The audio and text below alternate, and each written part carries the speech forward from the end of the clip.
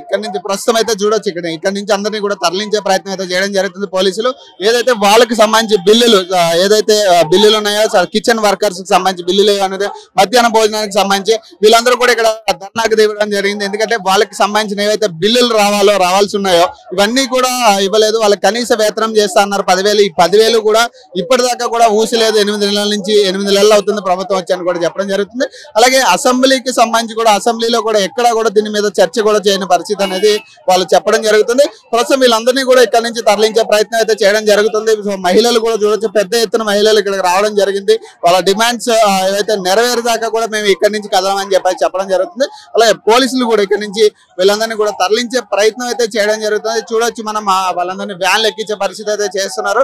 So చూద్దాం అంటే ఇక్కడ ఎలాంటి వీళ్ళందరూ కూడా ఏం చెప్తున్నారంటే మాకు ప్రధానంగా ఏవైతే డిమాండ్స్ వాళ్ళు ఇస్తామని చెప్పిర్రో ఆ డిమాండ్స్ అయితే తక్షణం వాళ్ళు నెరవేర్చాలనే పరిస్థితి వాళ్ళు చెప్పడం జరుగుతుంది.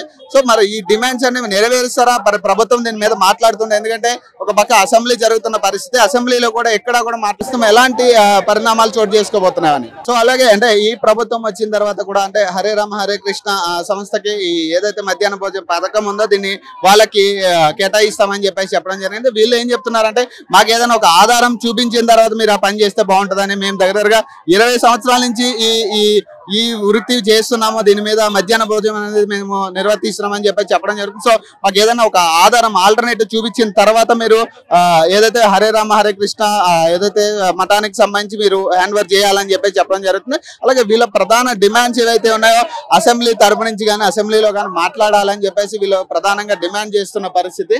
సో అలాగే ఇక్కడ చూడొచ్చు అంటే వీళ్ళందరినీ కూడా తరలించే ప్రయత్నం అయితే చేయడం జరుగుతుంది. అలాగే వీళ్ళు ఏదైతే డిమాండ్ చేస్తున్నారో మధ్యాహ్న భోజనానికి సంబంధించి ఈ వర్కర్స్ అందరూ కూడా ఇక్కడ ధర్నాకి దిగడం జరిగింది హిమాయత్ నగర్ లో. సో వీళ్ళందరూ మీరు ప్రధానంగా వీళ్ళు ఏం డిమాండ్ చేస్తున్నారు అంటే వీళ్ళ బిల్లులకి ఏదైతే రావాల్సినాయో ఆ బిల్లులన్నీ కూడా తక్షణమే విడుదల చేయాలని చెప్పడం జరుగుతుంది.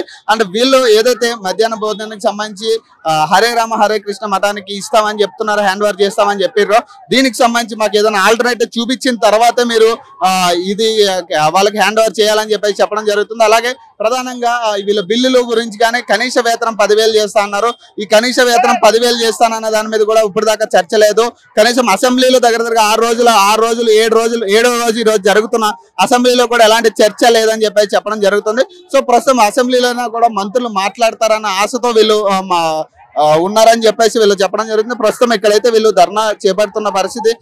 ఇక్కడైతే తక్షణం వీళ్ళు ఏదైతే డిమాండ్స్ అడుగుతున్నారో ఆ డిమాండ్స్ అయితే తక్షణమే నెరవేర్చాలని వీళ్ళు చెప్తున్న పరిస్థితి.